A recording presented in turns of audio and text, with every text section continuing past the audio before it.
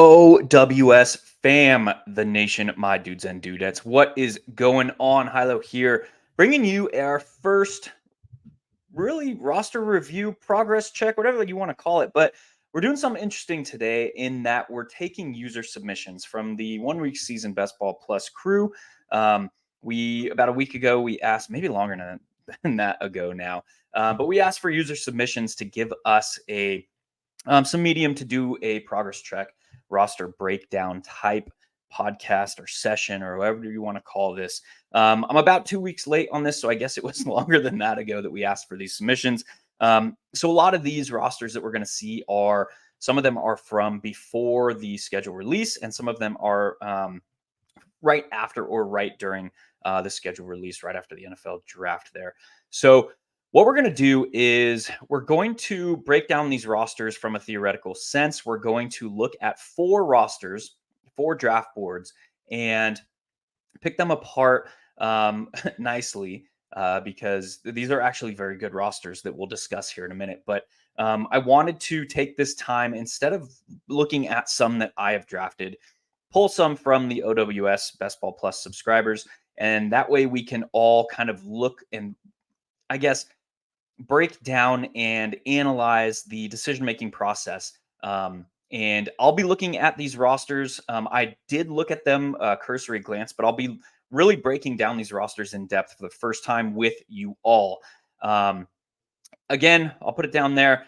If new users over at Drafters, I know they just released or went live in several states as well. But Drafters, new users, use deposit code OWS for 100% match on your first deposit up to $100, with their marquee contest being that $15 entry fee. That'll get you a solid 6 and some change entries over there into that. Or use it on the $20, man, or the $2. That'll get you a nice juicy 50 entries into that bad boy. So new users, again, use code OWS and ticker down below at Drafters, 100% match deposit on your first deposit up to 100 bingo bongos. I used that this year because I didn't draft Drafters at all last season, and that is clutch. So without further ado, let's start looking at these rosters. This is going to be the worst formatting. I wanted to take a look at this roster, but I could not get the draft room to load. So we're going screenshots on this bad boy. So this is going to be the worst one. The rest will be a little bit more nicely presented. But we look at this roster. This is over on DraftKings. This is the DraftKings $20, their milli maker. We look at draft position. Currently, we are drafting from the 10 spot. Overall roster composition: 3 quarterbacks, 5 running backs, 9 wide receivers, and 3 tight ends. So the first thing that we need to talk about here is the ability to have a little bit of leeway from what we term optimal roster construction. Now, we know there's a lot of theoretics behind that, but we know it's been mathematically proven, and a lot of the math that has been worked out has been done for Underdog, which obviously is an 18-round draft. We know it's been mathematically proven to be optimal to be either a 3-5-8-2 build or a 2-5-8-3 build. That takes into account everything from the expected value equation. We know that week 17 is the highest contributor to expected value. We know that advancement rate, or getting out of your draft, is the second highest contributor. So all of that math behind that takes into account all the contributions to expected value, and it comes out that 2-5-8-3 and 3-5-8-2 are the optimal roster construction builds from an EV perspective. Now, the first thing that we need to understand when we're talking about EV, or expected value, is that EV assumes an infinite sample, as in this is what we can expect to extract or get back from each entry that we place into a contest on an infinite timeline. Obviously, we know we don't have an infinite timeline for this snapshot draft window. We can talk portfolio, you can talk individual contests, whatever the case may be. We have a sample size of 1. And when we're talking about best ball, expected value, theoretical concepts, we have to understand that they are built to maximize expected value, which assumes a sample size on an infinite timeline. Knowing that we don't have an infinite timeline, we have a sample size of 1 season, There's a little bit of nuance that goes into that discussion, but for the time being, we're going to base all of our discussions around expected value because that's what we can control, right? We can control the overall roster composition. We can control the stacks that we build, the correlations that we build for week 17. All of that goes into the expected value equation. Everything else we lump into this term called variance. It's all the stuff we can't control. It's the schedule before the schedule release. It's injuries. It's depth chart battles. It's coaching changes. It's all these things that we can't control. It's the variant acts of the way that the football bounces in a given game. All these things we can't control. So we lump that into this term called variance. So we don't include that kind of in the discussion of expected value because that's taking into account all the things that we can control, that we have control over, and it assumes an infinite timeline. So all of that discussion notwithstanding, now when we jump to a 20-round draft, and DraftKings is we have to make fewer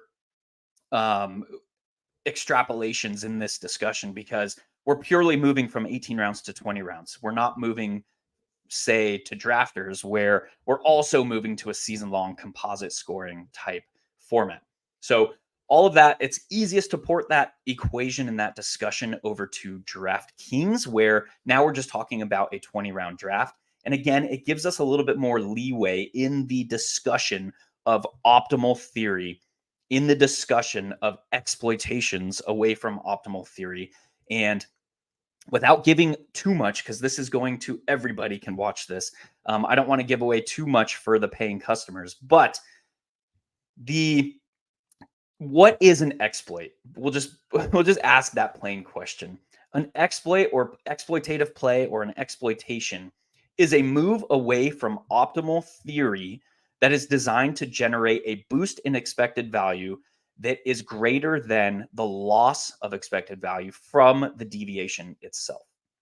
So in other words, we know we are doing something that is not in optimal theory, but we know that whether it be the field isn't doing that act at an appropriate rate, or things like that we pour over from DFS, like the quarterback running back pass catcher pairing, the quarterbacks correlated with a tight end, those techniques, those tools, although they are not optimal, as in it is not optimal typically if we're looking at the optimal roster on a given week in the Millie Maker, it is not optimal to typically have a quarterback, running back, and a pass catcher. However, the hit rate is about, over the last 2 seasons, about 22.2% of a quarterback, running back, pass catcher being on the winning roster for the DK Millie Maker. So now we have to look at what is the field's utilization rate of that process or that tool or that technique. I can guarantee you the field is not utilizing quarterback, running back, pass catchers at a 22.2% rate. So now we have an unbalanced nature in that EV equation, in that we can say utilizing quarterback, running back, pass catcher generates a boost to expected value that is greater than the dip in expected value or the loss in expected value from the deviation away from optimal itself. That is an exploit in broad terms, and we are able to utilize those exploits in a best ball setting at greater efficiency, or it will generate a greater boost to expected value early in the draft cycle when things like ADP is not going to be perfect, or it's never going to be perfect, right? But it is not going to approach this idea that we call Nash equilibrium. And so we're able to generate these boosts to expected value by deviating from optimal theory at a greater frequency or greater rate or to greater effectiveness early in the draft cycle. So all that discussion, we've kind of covered a lot of the higher level game theory behind why we're able to make those deviations and term them exploits, because really any deviation from optimal theory is a mistake in a vacuum, in that it is a dip or a decrease to expected value for that deviation itself. But early in the draft cycle, we are able to generate those massive boost to expected value on a micro time frame or micro scale that offsets or makes up for or gives you a boost to expected value greater than the dip itself. So now looking at the roster construction here on DK, we have a 3-5-9-3 build. Right off the bat, typically what we're going to see in DraftKings or drafters where you have the 2 additional roster spots, we're typically going to see people want to err on the side of comfort and certainty. And where is that most or easiest to grab in a best ball setting? It's at the running back position. So typically what we see, and this is probably a mistake from a theoretical framework, typically what we see is people tend to invest heavier at the running back position on DraftKings where you have the additional roster spots. When we're talking about a playoff style contest and now breaking into the discussion of now it is more akin or we can liken it to the DK Millie Maker, you're going to need like the overall top performer at quarterback and tight end in a given week to ship the Millie Maker. It is almost unheard of, and that's at a great frequency. I won't say it's 100%, but we're going to need one of the top 3, we'll say, performers at quarterback and tight end on a given week to advance or to win a tournament, a GPP in that week. Now, realize an underdog and on DraftKings, these playoff style contests, we have to beat 12, 8, 17, whatever the number is in weeks 15 and 16. But we're talking now heavily, the heaviest contributor to the EV equation in these contests is week 17. So now we're looking at a field size of a small field GPP that we have to win in that week, in week 17, in order to win these contests. So we're going to need, we have to kind of build through the fact that we need one of the top 1, 2, 3, maybe performers at quarterback and at tight end on a given week to win this contest, right?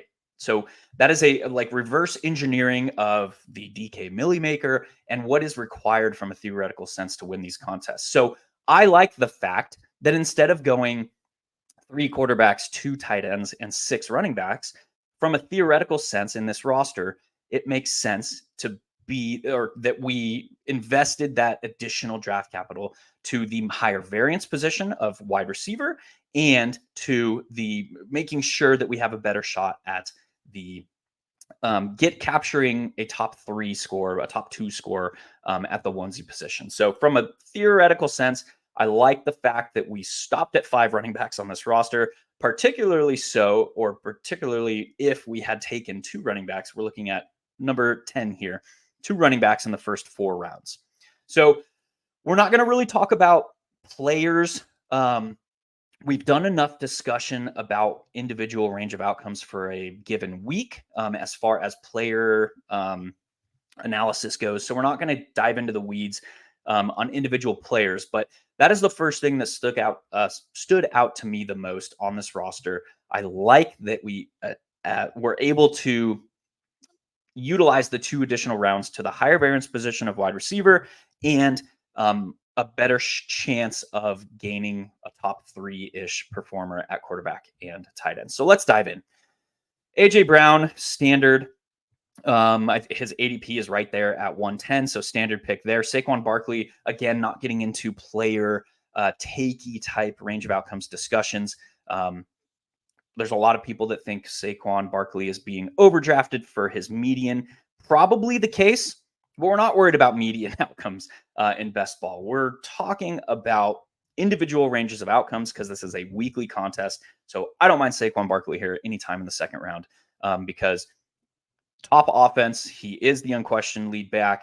We don't know what his workload is going to be, but he should have some solid touchdown equity. A lot of people point to the rushing ability of his quarterback. We don't know if that's going to see the same effectiveness, the brotherly shove there in Philadelphia with now Jason Kelce gone. We don't know what that's going to look like. I don't mind Saquon Barkley anytime in the second from a micro perspective discussion. So we start the draft, AJ Brown, Saquon Barkley, and Jalen Hurts. Let's go, dude. Let's freaking go. We just got done discussing the fact that quarterback, running back, pass catcher has a higher hit rate than the field is going to utilize it. Case in point, or we're getting right into it. First three picks here, we have Philadelphia quarterback, Philadelphia running back, and the alpha pass catcher. So love that. Bringing it back in round 4, around the turn here with Travis Etienne. I am high on Etienne from micro perspective. Again, we're not going to dive too far into that, but from a theory perspective, we really want to be cognizant of the fact that wide receivers in the first 7-8 rounds are going to have a higher hit rate than running backs in that range of the draft. And we're talking about weekly ranges of outcomes here. So the fact that we have one wide receiver through the first 4 rounds immediately, to me, if I'm drafting this, says I need to grab some wide receivers in the next 3-4 rounds. And that's exactly what we've done here with Hollywood Brown, with Calvin Ridley, with Jordan Addison. Again, leaving the player takey discussions from those players to the side for a minute. Those are the things I'm thinking about if I'm drafting this in this lobby. And now you see through 7 rounds, we've got 4 wide receivers, 2 running backs, and a quarterback. Also now, think with all of that discussion kind of being had, we're kind of thinking now that we have not kind of gone for one of these elite tight ends that we're going to have to make up for that on the backside. So again, that goes into the discussion of adding the additional draft capital that we have on DraftKings on the backside to positions of need. So from now analyzing this roster construction 3-5-9-3, I might have even gone something like 3-5-8-4 on DraftKings and added that additional draft capital to a position of need. And that is kind of built, reverse engineered from the first 7 rounds in this draft. So I might have changed that. We'll see how the rest of this draft kind of takes us. We'll see if that was an option at any point. But the decision-making process up to this point has been fairly spot on. In round 8, bringing it back with Tony Pollard, and I believe that is Dallas Goedert. Let's see here. Yeah, so we're going to have to just scroll these screenshots here. Again, the other 3 rosters we're going to break down aren't going to be this bulky. So Tony Pollard and Dallas Goedert. Okay, let's have a discussion on the law of diminishing returns. This is a theoretical framework built in economics, and it was ported through economics into game theory. The law of diminishing returns states that at some point, the more you add to something, you don't see the equivalent return to it. So that discussion could be had for this roster in that we started the first 3 picks in this draft taking 3 members of the Philadelphia Eagles, and now we're adding Dallas Goedert to that we could be approaching the law of diminishing returns in that it is very, very unlikely that in a given week, there are more than 3 players contributing to a best ball roster from a single team. Sorry, I got something in my eye. Let me work through that. All right. So I would be less inclined to add Dallas Goedert to this, knowing that we have our first 3 picks were invested into the Philadelphia Eagles roster. That is not to say that over the course of an entire season, all 4 of these players cannot beat their median projection, because that is correlated in their favor. That is more from a single week range of outcomes perspective, in that it is highly unlikely that Dallas Goedert is joining all of A.J. Brown, Saquon Barkley, and Jalen Hurts as contributing members to a roster in a best ball setting on a given week. So from an advancement rate perspective, that is probably a slight boost to expected value. But now in a playoff style contest, so that might be something that I would consider in a format like Drafters more heavily than I would on a playoff style contest like DraftKings or Underdog. So keep that in mind. I know it's nice and easy. It's like, oh, look, I got their quarterback and I got a lot of their team members. The law of diminishing returns can come into play when we're drafting for a single week. And remember, best ball is a weekly contest. So I might not have gone Dallas Goedert here in the hell round is that? Ninth round? Yeah, the ninth round. Um, Looking at the board, you didn't have a ton of other options here. I see. I might have gone. I mean, we're really splitting hairs here. I might have gone another wide receiver at this time, but again, you're kind of limited. Probably from a single week range of outcomes perspective, I'm probably looking at someone like Mike Williams, Rashid Shaheed, Khalil Shakir here in the ninth round. Yes, like that is a reach per ADP at current state, but ADP is so fluid. And if we go in with the theoretical understanding that our goal here in the early goings of these drafts is to generate as much or cram as much expected value into a roster that we can, and then take that benefit over an entire portfolio. And now we have an entire portfolio of rosters built in a plus EV fashion.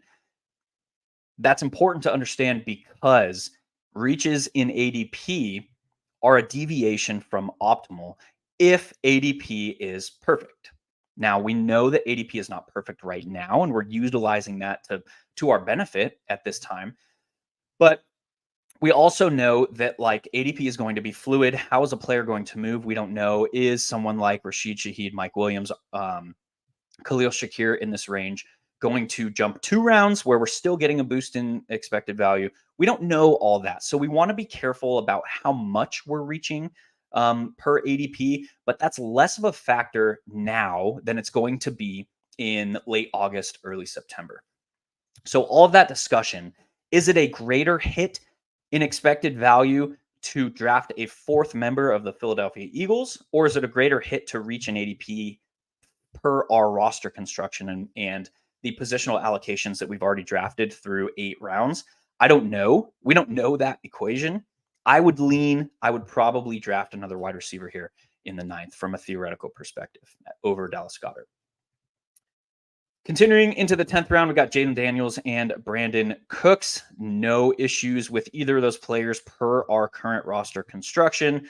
Pat Freiermuth and Dontavian Wicks on the way back. I like that we are hammering tight end now. We know that it is a rather position of weakness on our roster construction so far. I like that we're buying into the uncertainty in Green Bay with Dontavian Wicks. I especially like Dontavian Wicks right now at ADP because if we look at the current setup of teams and their game totals, and we have game totals for the entire season already, which obviously those are subject to change, and those can change and those will change at a great frequency.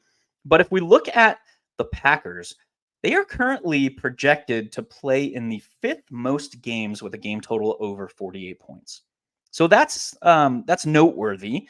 They're currently projected. Well, I guess they're tied for fourth with the Cowboys and the Rams at 5 games projected with a game total of 48 points or more currently.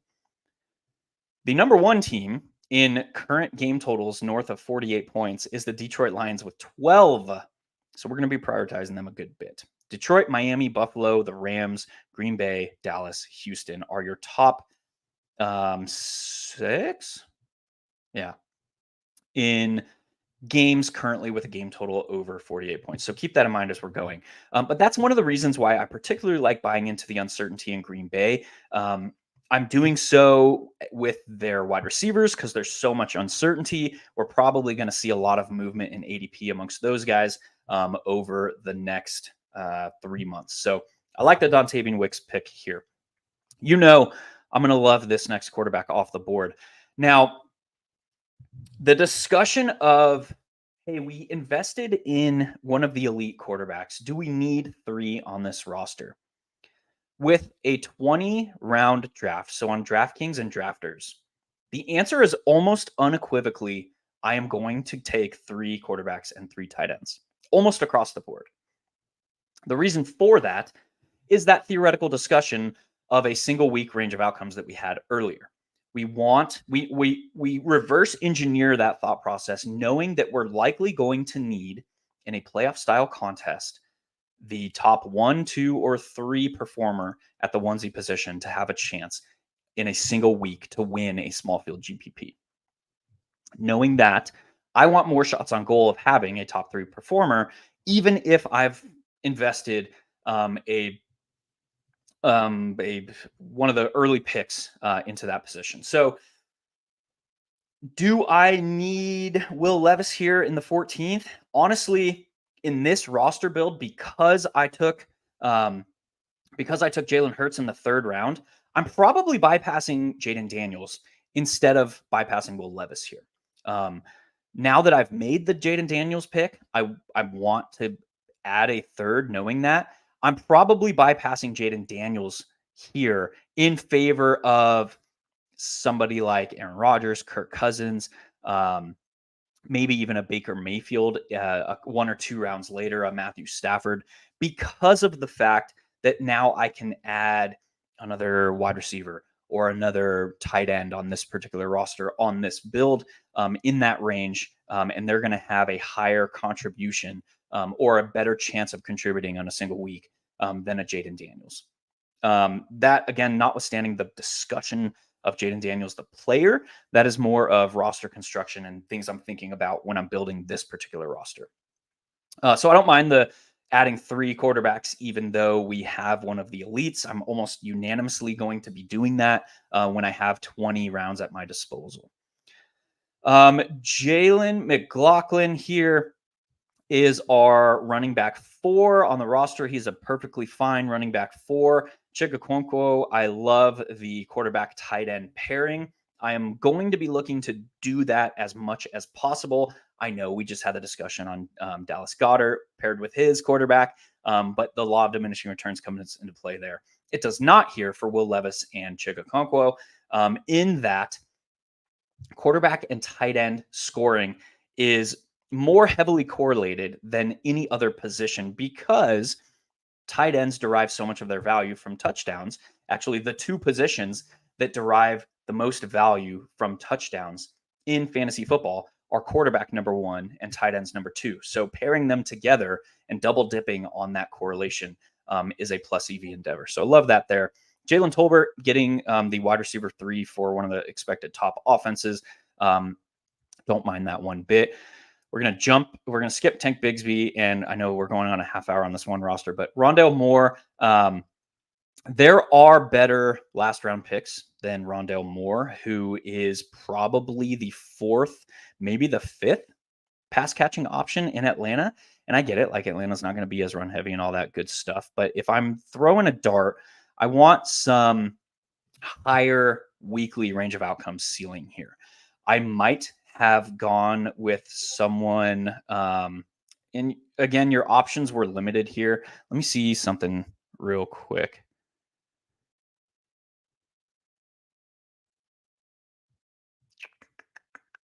Yeah, he was not drafted.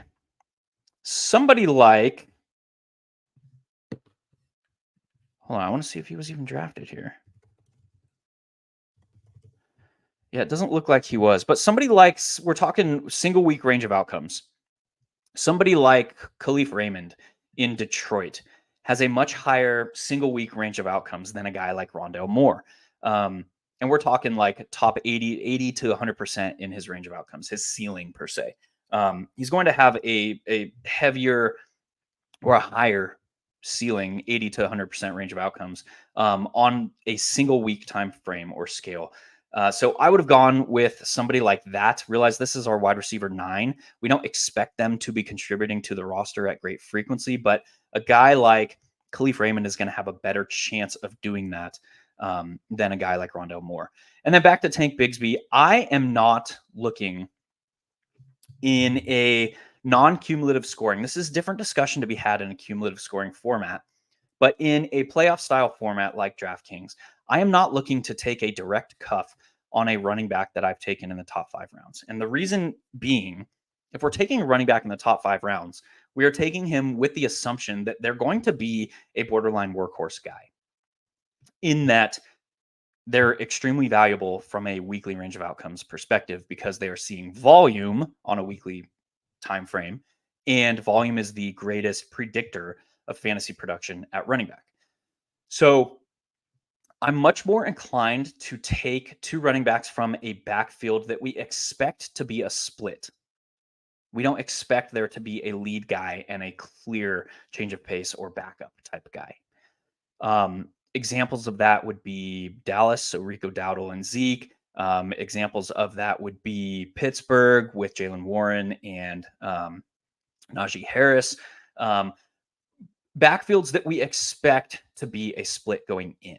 The reason for that is we should get steady contribution from the pairing. And if one of those guys gets hurt, now we have a borderline workhorse guy. If we already have a workhorse guy and we're directly backing him up, now we're just saying, like, I'm drafting Travis Etienne because I expect him to be healthy the entire season, and he's going to see massive volume and contribute on a weekly basis for this roster. But oh yeah, I'm also going to back that up and say, like, if he gets hurt, I got this. Realize you're competing with rosters that will draft Tank Bigsby and not have Travis Etienne. So if Travis Etienne gets hurt, now you're being lapped by all those guys who have a wide receiver in the fourth. Yada, yada, yada. So that's the finalized discussion of that. That is our roster number one. Dude, we might only get through 2 of these rosters. This is this is taking a long time. Yo, Miles, what is going on, dude? Appreciate you hanging out. Let's now jump over to another roster here. We might only make it through 2 of these. I might have to do another one because I don't want to make this go much longer than an hour if we don't have to. Let's take a look at, do we want to do a drafters or do we want to do an underdog? You know what? We did a playoff style contest, so we're going to do a drafters now.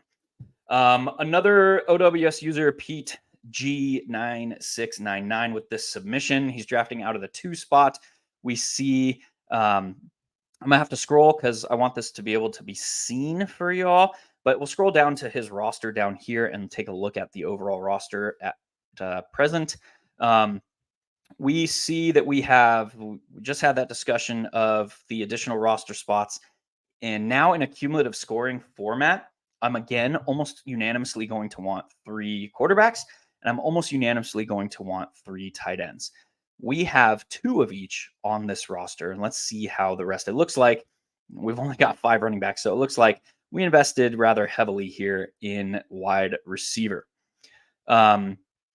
I'll go ahead and call that probably a mistake. And when we say mistake, we're talking about what is the benefit to going only 2 quarterbacks, 5 running backs, 2 tight ends, and the rest wide receivers in a cumulative scoring format when we've already started our draft. And we can see it right here. We haven't looked at the draft board yet. When we started our draft with 3 wide receivers, CeeDee Lamb, Brandon Ayuk, and Stephon Diggs. So we're starting to think about cumulative scoring where we need as much combined floor and ceiling from our roster on a weekly basis to beat everybody else who's throwing drafts in this or rosters in this contest.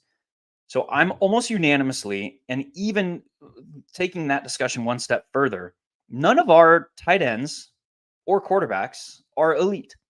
So now that kind of discussion comes into play where we had that discussion about single week range of outcomes from a playoff style contest where we kind of know that we're going to need a top 3 performer on a given week to quote unquote win that week, right? Same thing goes for like a cumulative scoring. We're going to need consistent top level production from the onesie positions to have a chance to ship this contest. And that's what it's all about. And yes, like this is a $2 drafters mini, but our goal is to win this contest. And we need to draft our entire portfolio of rosters that all have a chance to win the contest, or we're just bleeding EV. So that leading us off right now, looking at this roster from a top level perspective, the fact that we only have 2 quarterbacks and 2 tight ends and none of them are elite, I'm just going to say that is a decrease in expected value, and we're not making up for that in expected value in any other way. So this is more of a mistake than it is a exploit. So let's look at the roster here. We start with CeeDee Lamb, Brandon Ayuk, Stephon Diggs. Again, not talking about the player takey nature of those first 3 picks. Completely fine. We started the draft with 3 wide receivers. Let's file that away. Now we look at we're through 7 rounds. We've got 4 wide receivers and 3 running backs. So this goes into the discussion. What am I thinking about now that through 7 rounds, which your 7 rounds like are the players that are going to contribute at a nearly weekly basis to a roster. If we draft like that, we kind of have the assumption that like these are the players that we expect to be contributing to a weekly roster in a weekly setting, weekly contest like best ball. So we have 4 wide receivers, 3 running backs through 7 rounds. Immediately, I'm like, I need 3 quarterbacks here, and I need them to have solid weekly ranges of outcomes. Where do quarterbacks derive their weekly range of outcomes from? Touchdowns. So now the fact that we have a Chicago quarterback and an Atlanta quarterback, if you look at the projected touchdowns, and you can use Mike Clay, you can use, if you have your own projections, you look at those 2 quarterbacks, Kirk Cousins is actually projected for more touchdowns than a guy like Caleb Williams. So we get like, yes, he has elite pass catchers. Their offense should be serviceable. I prefer a guy like Kirk Cousins in a best ball setting in a cumulative scoring contest over a guy like Caleb Williams. That's a little bit player takey, but the overall like theoretics behind that discussion is very nuanced. But it all comes down to touchdowns. So if you want to like just go search Google Mike Clay's ESPN here. I'm gonna just bring it up here, dude. Just Google like Mike Clay's projections, and you'll find the ESPN Delio, and it looks like this. It's an 80-page guide to his projections, all these team by team projections. But if you keep scrolling here all the way down, yep. All right, quarterback projections. Hopefully y'all can see that. Let's do this. Oh, that does nothing. Okay. That's as big as it's going to get. But if we look at this, we look at, we'll just compare those 2 quarterbacks. Caleb Williams, currently projected, and it's standard. If we have a quarterback that we expect to be starting at the beginning of the season, and there's not a lot of concern for him starting at the end of the season, they're kind of just projected for 15 games. That takes into account missed games for injuries, all the variance stuff that we can't control. So that's why you see 15 games projection here for all the quarterbacks that we expect to be starting and end the season as the starter. But you look at his touchdowns, 23 pass touchdowns and 3 rush touchdowns for 26 total. That's actually more than I remember it being. So that's a fine number, 26. If you look at historic quarterback scoring over the last 10 seasons, typically you need a quarterback to score 40 combined touchdowns to have a chance at top 3 at the position. So you see that in the projections. I mean, we have Jalen Hurts projected to pass for 21 and rush for 10. That's 31. And again, you're not going to see a quarterback projected for 30 touchdowns, or for 40 touchdowns. Same thing, Josh Allen, 23 passing, 9 rushing. So he is leader in the clubhouse. But then we see Pat Mahomes projected for 34 total touchdowns. Getting a little player takey here, but it goes into the macro discussion that we're having. Patrick Mahomes being taken as the 5th quarterback off the board behind Lamar Jackson. I think he's the 5th off the board. I don't know. He might be 4th off the board right now. But anyway, he's projected to score the most touchdowns. Quarterbacks derive their value the most from touchdowns. So we're starting to see the reasoning behind the madness. Lamar Jackson, 28. Joe Burrow, 27 passing, 3 rushing for 30. You got Dak Prescott, who is a screaming value right now, 27 passing, 2 rushing. CJ Stroud, 27 passing, 3 rushing. So that is the method behind the madness. So looking at Caleb Williams, it's less of a reach in that range than I initially, my biases would have me to believe. So a mighty fine pick from a weekly range of outcomes perspective in that range. Look at Kirk Cousins, who's actually projected by Mike Clay to outscore Caleb Williams. Why is that? 25 passing touchdowns, 2 rushing. So touchdowns matter at quarterback the most, and then at tight end. So the fact that we have 2 quarterbacks in the top, 17 in overall median projections. But what's more important is the weekly range of outcomes. And what's more important than that is the touchdowns. So adding a guy like Baker Mayfield, who we shouted earlier, 24-1, 25 total touchdowns. Adding a guy like Jared Goff, who's in that 25 touchdown range as well. Adding a guy like Derek Carr, who nobody's drafting, 23 total touchdowns. Adding Will Levis, like we talked about in the earlier portion, at 18-2 for 20 touchdowns. So that's the reason why I'm more inclined to grab 3 quarterbacks, 3 tight ends. I want to have the ability to win a week. And in a cumulative scoring contest, we got to win more weeks than we lose. And in order to do that, we got to be approaching the top 3 at the position. So that's the reasoning, the method behind the madness for that quarterback discussion. Let's go back to this roster right quick. All right, baby, we are back. So again, from a theoretical perspective, I would have added a quarterback here, and I most certainly would have added a tight end here on this particular roster.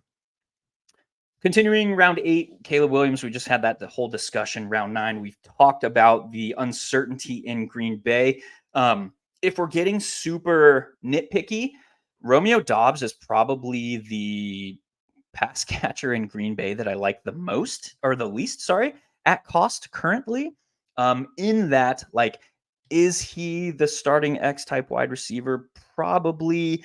But Dontavian Wicks is looming, and Dontavian Wicks proved that he can play like any of the 3 positions from a standard X's and O's. So he can play Z, he can play X, he can play Y, or the slot.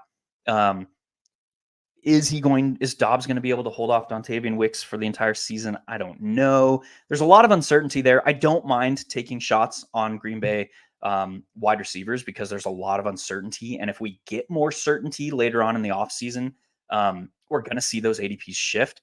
Doubs is probably my 4th favorite out of the 4. It probably goes Christian Watson, Dontavian Wicks, Jaden Reed, and then Doubs as far as cost considered weekly range of outcomes goes. But again, I don't mind taking the shots, and I think it works fine here as your 5th wide receiver off the board. Tajay Spears, again, player takes notwithstanding, in the 10th round, carries a solid weekly range of outcomes for a 10th round pick.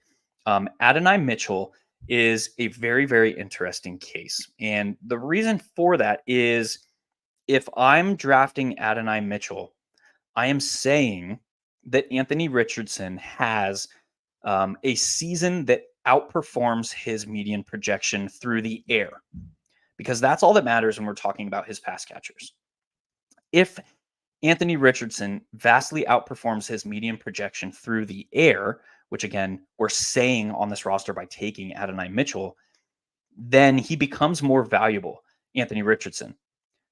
So that like thought process from a theoretical standpoint leads me to say I'm almost never drafting Adonai Mitchell without Anthony Richardson, because Anthony Richardson is being drafted where he is because he has that rushing upside to give him additional boost to his weekly range of outcomes. So he should be a very, very consistent contributor to a best ball roster. But if we're taking his pass catchers, and the same discussion can be had for his other pass catchers, which really is Michael Pittman, and that's it. Maybe Josh Downs. Any of those 3 guys, the 3 primary pass catchers in Indy, if I take them, I'm saying almost certainly I must draft Anthony Richardson with them, because we're saying that Anthony Richardson is besting his median projection through the air, which then means he is extremely beneficial and carries a lot of value in a best ball setting if he is overperforming his median through the air. So I don't know if we'll call Adonai Mitchell a mistake per se on this roster, but that's the theoretics behind how I'm handling Indy pass catchers currently. If I'm drafting them, they almost certainly have to be paired with Anthony Richardson. That's not true for all quarterbacks and pass catcher combinations, but it is in Indy for me. Bringing it back in round 12 with Kirk Cousins. Again, we had the discussion. I'm probably double tapping quarterback at this 12-13 turn. Maybe something like Kirk Cousins Baker, maybe something like Kirk Cousins Deshaun Watson. Almost certainly, because we lose the chance here, as you see in the 14th. Now we're looking at, hey, we probably should have taken Will Levis here in the 14th. Overall, that's the theoretics behind that. You could be fine adding Derek Carr. We looked at his touchdowns. He's projected for around 25 touchdowns. Because, I mean, what do we need in DFS to quote unquote win the week at quarterback? We need something around 303 through the air, or enough rushing to offset the need for one of those touchdowns or two of those touchdowns through the air. If that's what we need on a weekly basis, and we're saying Kirk Cousins is projected for around 30 touchdowns. We've got, why isn't this moving? Caleb Williams projected for around 30 touchdowns. On an 18 game sample or a 17 game sample, which we have this NFL season, that's what, just under 2 per game. So how many times are they going to contribute a 303 type score? Maybe 3-4 times max. So in order to win the week, we want more shots on goal at doing that. And yes, there's things like variance, like what if they're doing it on the same week? That sucks. But we kind of mix and match our pairings as far as the onesie positions to account for that variance. So again, that's the discussion of why, the theoretical reasoning behind why I would want more quarterbacks and tight ends on this roster. Hopefully that makes sense. And I would have done so here in the round 13, 14, 15 maybe range. I would have taken a double tap quarterback here with Kirk Cousins and somebody like Baker, Stafford, Rodgers, who are all projected to score around 25 touchdowns. Wandale, this is drafters. This is full PPR. Wandale is totally fine as our, wide receiver 1, 2, 3, 4, 5, 6, 7. Wide receiver 7, totally fine there. Cole Kmet and Kate Otten. So we're just now dipping our toes in the tight end position. That's fine. But if we're waiting until round 13 in a 20-round draft to take our first tight end, I'm probably drafting 4 of them, because that same discussion of like, these are the players with lower median projections. Now we're talking about the archetype of tight end where they have the upside to bring us a 2 touchdown game, or have the upside to bring us like a 8 catch for 80 yards and a touchdown type game, because that would now contribute to our best ball roster. So Cole Kmet, I totally get. He's paired with your quarterback. I love that. Kate Otten is kind of just chilling here. Like, I would have only taken Kate Otten almost if I would have taken Baker Mayfield in the 13th. That might have been the plan here, and you got sniped on Baker, and you're like, oh, fuck. I had this plan. Now I'm running out of time because I got 30 seconds to draft. Yeah, I would have liked to see Kate Otten paired with Baker Mayfield, because these are 2 low median projections from a season-long perspective that are now paired to capitalize on the variance of touchdowns. If Kate Otten is scoring, Baker's throwing him them. Let's talk about the archetype of tight end that carries a higher weekly range of outcomes. Guys like Jonnu Smith, man. Jonnu Smith. So there's the misconception, I think, in Miami of the field saying like Mike Gesicki was there. He was one of those physical freak type tight ends. He had borderline elite measurables and athleticism. That's Jonnu Smith too. The difference is Mike McDaniel did not use Mike Gesicki. We have to ask ourselves why. Could it be that he was just not a natural fit for what Mike McDaniel wanted to do? And Mike Gesicki was inherited by Mike McDaniel, as in he was there when Mike McDaniel became the head coach in Miami? I tend to think yes. Now that we have Jonnu Smith entering the scene here in Miami, paid $10 million over 2 years, that to me says Mike McDaniel went out and got a guy that he wants to use. And why is that? Jonnu Smith clocked the second fastest tight end ball carrier speed on his 60-yard touchdown catch. It was a catch and run behind the line of scrimmage in Atlanta last season. To me, that says like Mike McDaniel saw that and he's like, That dude is fast and he's got some elite athleticism. I'm going to now use that. So I like a guy like Jonnu Smith in this range. I like a guy like Chiga Okonkwo, who we mentioned earlier in this range. I like a guy like Mike Gesicki if you're waiting in tight end. And realize that these players they're being drafted at the end of the draft for a reason because they don't have elite median projections. Median projections is how these ADP numbers are built to start the draft cycle. So knowing that none of these tight ends have solid median projections, what are we looking for here? We're looking for ceiling over the sample of a single week. So guys like Jonnu Smith, Isaiah Likely, Mike Gesicki, Chiga Okonkwo are much more, even Tyler Conklin, because we just talked about the fact that Aaron Rodgers has a top 15 total touchdown projection. Guys like that are much more beneficial than a guy like Ben Sinnott or Sanders or Zach Ertz or Colby Parkinson or Tyler Kraft or Noah Fant or any of these other guys that also have shitty median projections because they play on top offenses. They should be on the field a lot. And that gives them the ability to have a 2-touchdown game or have an 8-catch for 80 yards and a touchdown type game.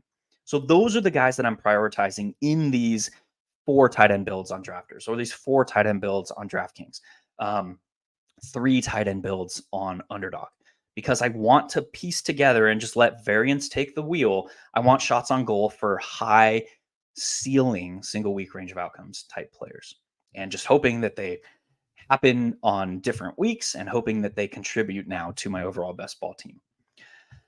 So we talked about I would have added 2 more tight ends in this range on this particular roster. I would have added a quarterback in this 13th to 15th round range on this particular roster. That is the theoretic reasoning behind why.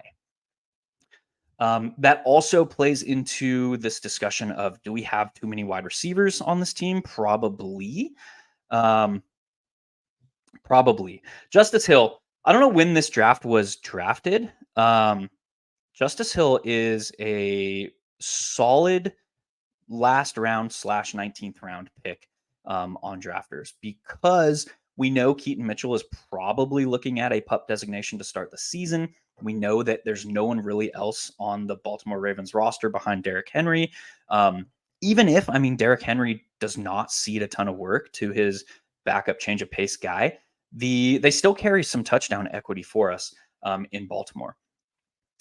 And now, if over the next 3 months, Derrick Henry pulls a hamstring and starts the season on PUP, because we saw that last season, or if God forbid, he doesn't blow out a knee or blow out an Achilles or blow out an ankle or something like that. But if something happens to Derrick Henry over the next 3 months, a guy like Justice Hill is going to be the biggest mover in the backfield for Baltimore. It's not going to be Keaton Mitchell. It's going to be Justice Hill because he's going to start the season as the pure backup change of pace guy in Baltimore. So I like that pick here. I like him as an RB5 on this roster. I think as looking at overall roster construction, as far as the running back room on this roster, completely fine. And I'm great stopping at 5.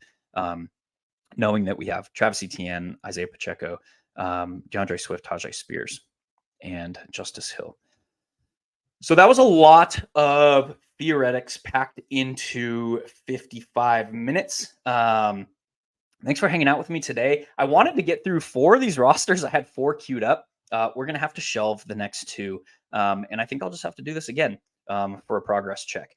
We'll keep doing this periodically, probably every month. Up until the start of the NFL season. So we should see 4 total of these progress checks that I want to do. And again, we're checking our decision-making processes and making sure that we are extracting as much expected value as we possibly can in each draft to give us the biggest boost to our expected value over our portfolio as a whole. So that's going to do it. That was a lot of talking in 55 minutes. questions, man. Drop questions down in the comments on YouTube. I'll check those. Drop questions down on Twitter. I'll check those. If you're not a member of the 1 week season Best Ball Plus package, get on over and sign up, man, because we're doing 5 theoretical training sessions a week. And you're going to get access to all the deliverables like the rankings, the team previews. The rankings are being updated about every 4 days now. That will become every 1 or 2 days once we get closer to the start of the season. So, yeah, head on over to 1 week season, hit the Best Ball Plus tab, scroll on down, get signed up for Best Ball Plus because we are jumping into heavy theoretics here and becoming better best ball players. You know what's up. I'm Hilow. Catch me in Discord, catch me on Twitter, get the questions in, I'll get them answered. And until next time, y'all, we'll see you in the draft lobbies. And I cannot wait to see you guys at the top of the leaderboards.